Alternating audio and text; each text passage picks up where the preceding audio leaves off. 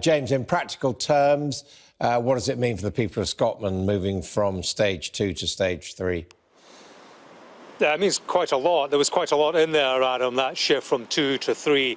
And indeed, Scotland's First Minister described it as the most significant step in the easing of Scotland's lockdown. There is a lot in there, as I say. I'll skim through some of it. In terms of people getting back together, socialising, there was good news.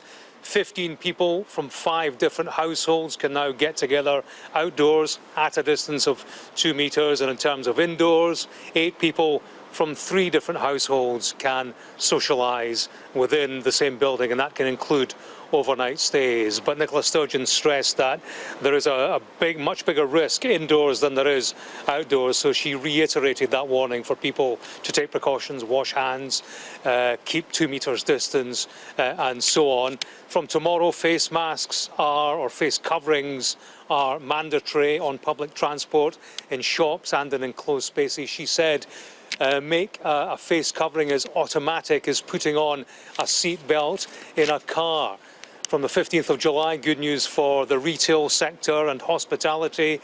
Restaurants can now take customers indoors, albeit with appropriate conditions, revised seating arrangements, 2 metres distance ideally, although in the retail hospitality sector there would be some compromise on that, assuming that precautions were taken, protective screens and so on.